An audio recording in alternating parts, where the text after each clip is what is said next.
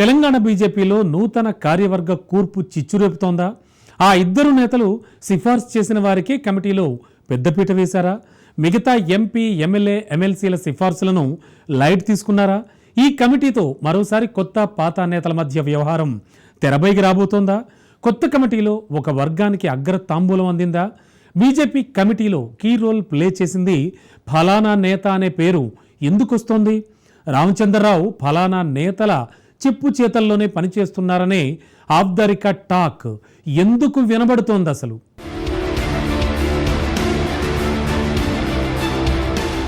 తెలంగాణ కమలం పార్టీలో ఎన్నో రోజులుగా నెలకొన్న ఉత్కంఠకు కార్యవర్గం ప్రకటనతో తెరపడింది. బీజేపీ నూతన కార్యవర్గ కమిటీని రాష్ట్ర అధ్యక్షుడు రామచంద్రరావు ఈ మధ్య ప్రకటించారు. మొత్తం 22 మంది సభ్యులతో ఆఫీస్ బేరర్స్ కమిటీ నియామకం జరిగింది.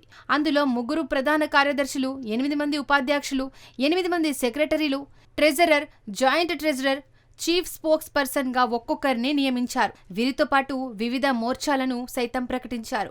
7 మోర్చాల్లో కొత్తగా 5గురికి అవకాశం కల్పించారు. 2 మోర్చాలను పాతవారినే కొనసాగించారు. అయితే ఈ కొత్త కమిటీ నియామకంలో 2 కేంద్ర మంత్రుల మార్క్ స్పష్టంగా కనిపిస్తోందనే చర్చ జరుగుతోంది. పార్టీ అధ్యక్షుడిగా ఉన్న రామచంద్రరావు ప్రమేయం అంతంత మాత్రంగా ఉన్నట్లుగా కమిటీ కూర్పు ఉందనే చర్చ పార్టీ వర్గాల్లో నడుస్తోంది.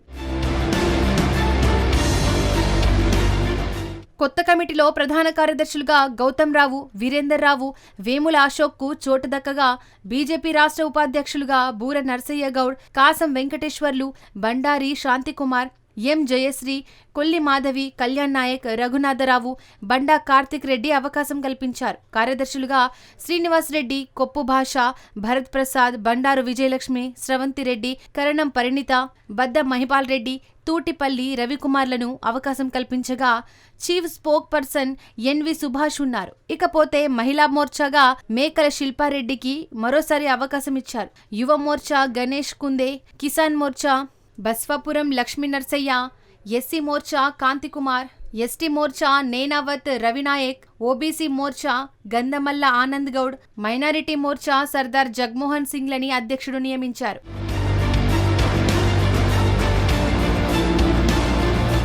కొత్త కమిటీ ఏర్పాటులో పలువురు ఎంపీ, ఎమ్మెల్యేల ప్రతిపాదనలు ఏమాత్రం పట్టించుకోలేదని గుసగుసలు వినిపిస్తున్నాయి. ఈ ఇష్యూతో మరోసారి కొత్త పాత నేతల వ్యవహారం తెరపైకి వచ్చినట్లుగా బీజేపీ శ్రేణులు భావిస్తున్నారు. ఒక్క సికింద్రాబాద్ పార్లమెంటు పరిధిలోనే 12 మందిని కమిటీలో తీసుకున్నారని గోషామహల్ ఎమ్మెల్యే రాజాసింగ్ మండిపడ్డారు.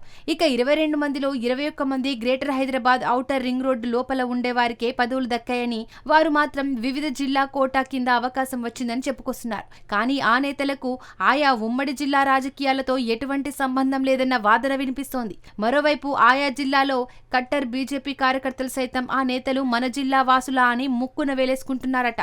Malkajgiri MP Etela Rajender, Nizamabad MP Dharmapuri Arvind, Mahbubnagar MP DK Aruna లాంటి సీనియర్ నేతలతో పాటు పలువురు ఎమ్మెల్యేల సిఫార్సులను సైతం పరిగణలోకి తీసుకోలేదని తెలుస్తోంది. దీంతో కాషాయ పార్టీలో మళ్లీ నివురుగప్పిన నిప్పుల అసంతృప్తి జ్వాలలు నివురుగప్పిన నిప్పుల రాజుకునేలా అవకాశం కనిపిస్తోంది.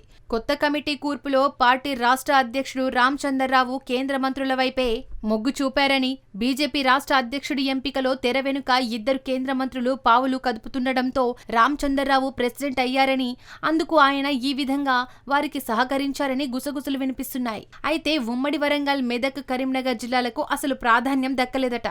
మరోవైపు గ్రేటర్ హైదరాబాద్, రంగారెడ్డి, నల్గొండ జిల్లాలకు పెద్దపీట వేశారని అభిప్రాయం వ్యక్తమవుతోంది.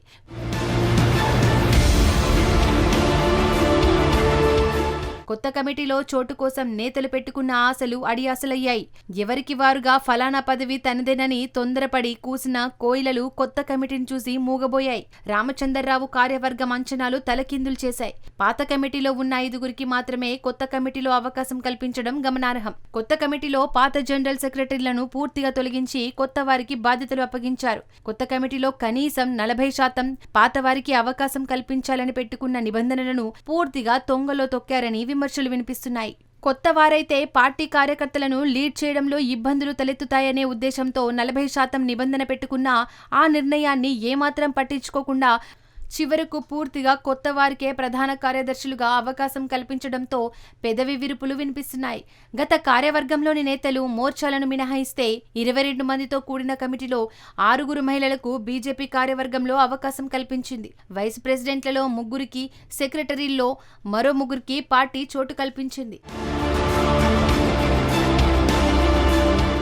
మొత్తానికి తెలంగాణ కమలం పార్టీలో ఒకరిద్దరు తప్ప మిగతా నేతలు ఎన్ని చేసినా వారిది పార్టీలో ఏం సాగదని కార్యవర్గ కూర్పుల్లో కనిపించిందనే అభిప్రాయాలు వ్యక్తమవుతున్నాయి. కేంద్ర మంత్రులు కిషన్ రెడ్డి, బండి సంజయ్లు చెప్పిందే వేదమని, అదే ఫైనల్ అవుతుంది అన్న చర్చకు ఊతమిచ్చేలా కార్యవర్గం లిస్టు ఉందని గుసగుసలు వినిపిస్తున్నాయి.